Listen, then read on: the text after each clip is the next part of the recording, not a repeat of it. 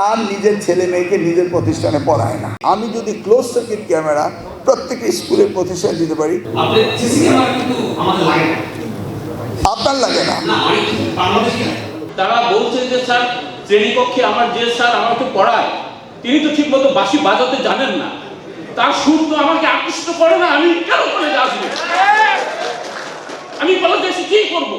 তার চেয়ে 40 মিনিট আমি যে ভিডিও দেখি আমার বুয়েটের বড় ভাই চমৎকার ভাবে ক্লাস নেয়। এখন আমি একটু শুনতে চাই, লাস্টে আপনি ইংলিশ মিডিয়াম স্কুল চালাচ্ছেন না?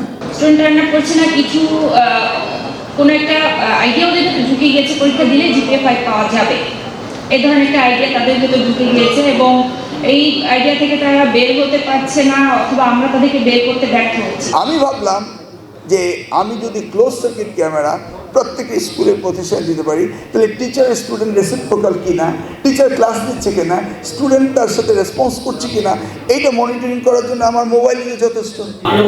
আমি একটু আপনাদের সিসি ক্যামেরা কিন্তু আমাদের লাগে না, আপনার লাগে না। বাংলাদেশে আমি একটু বলি, আমাদের পদ্ধতি কিন্তু আমরা চেয়েছি, আমাদের বাচ্চাদের মাইন্ডসেট, আমাদের পদ্ধতি কি এমসিকিউ, আমরা এমসিকিউ পদ্ধতি বাদ দিই, আমরা টেস্ট টু কে যাই না, পরীক্ষা দিয়ে করি না, আমরা প্রজেক্টে যাই না, আমরা শিক্ষাকে ওপেন করছি না, লাইফ লং এডুকেশন দিচ্ছি না, আমি কেন ছাত্রকে পরীক্ষা দেব? Let the student to tell that I am prepared, I am prepared. আমাদের তো সেই জায়গায় যেতে হবে। তার জন্য আপনাদের একটি প্রস্তাব দিলেন, এখানে মাননীয় মন্ত্রী মহোদয়, মুখ্যমন্ত্রী মহোদয় আছেন, আপনি বোর্ডের জন্য পাইলট প্রোগ্রাম দিয়ে প্রতি দেন, আমরা কাজ করি, আমরা প্রস্তাবনা দিই, এইভাবে শিক্ষাকে এগিয়ে যেতে পারি। আমি এই জন্য বসে বললাম আপনাদের সাথে বসে কিছু ভালো স্কুল কলেজ, কিছু খারাপ স্কুল কলেজ নিয়ে আপনার একটা আলোচনা করে আমাকে একটা মানে সিনপসিস দেন যে that's how we can change it. I want to learn this system. কিন্তু এই সিসি ক্যামেরা বাচ্চাদের মধ্যে কন্টেন্টিটি বা বাচ্চাদের জিপিএ 5 কিন্তু শুধু ছাত্রদের প্রত্যাশা না, জিপিএ 5 অভিভাবকদের প্রত্যাশা, জিপিএ 5 সামাজিক প্রত্যাশা। আপনি ভিকারেন্সে বলেন, ল্যাবরেটরি বলেন, আইডিয়াল বলেন, সব নামি দামি স্কুল করেন, প্রথম 20 মিনিট কেউ এমসিকিউতে কলমটা ধরে না। ওয়াই? You see now? 30টি প্রতিষ্ঠান ভিজিট করেছি স্যার।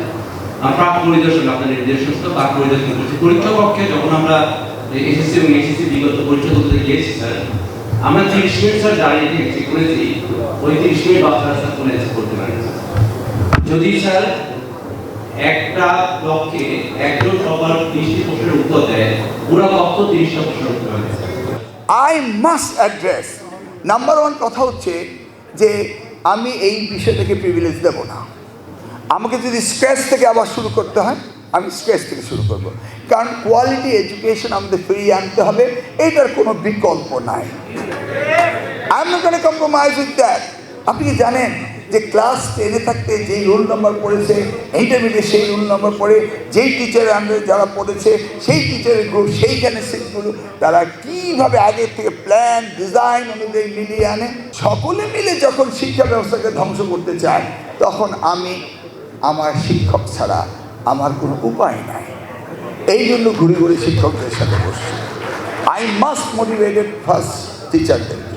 আমাদের প্রায় কলেজে, আমি স্কুলের কথা জানি না, বাংলাদেশের প্রায় কলেজে কি সরকারি কি বেসরকারি কলেজে শিক্ষার্থীদের উপস্থিতি একেবারে আশঙ্কাজনকভাবে কমে গেছে। তো এই যে কলেজ যাওয়ার কারণ, আমি ব্যক্তিগতভাবে শিক্ষার্থীদের কাছ থেকে শুনেছি যে তোমরা কেন কলেজে আসো না, বাবা কেন আসো না, ইন্টারমিডিয়েটলি জিজ্ঞেস করেছে। তারা বলছে যে স্যার শ্রেণীকক্ষে আমার যে স্যার আমাকে পড়ায় তিনি তো ঠিক মতো বাঁশি বাজাতে জানেন না, তার সুর তো আমাকে আকৃষ্ট করে না, আমি কেন কলেজে আসবো? আমি কলেজে এসে কি করবো?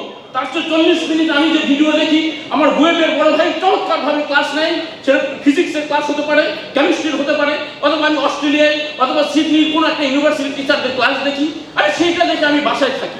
আরে কেন কলেজে আসবো? কেন আমি সময়টা নষ্ট করবো? একটা শিক্ষা কাউন্সিলর দরকার। এই যে শিক্ষার্থীরা আসছে না, লেখাপড়া করছে না, একটা কাউন্সিলর দিলে হয় কি অনেক মোটিভেশন তারা করতে পারে, তাদের প্রবলেম তো তারা রিচ করতে পারে। এই বিষয়গুলো ভালো হবে। বগুড়া একটা মডেল যদি আমার সাকসেসফুল হয়, তো এই মডেল যত এক্সপেন্সিভই হোক না কেন, সেটা অ্যাডপ্ট করা আমার জন্য খুব সুবিধা হয়ে যায়।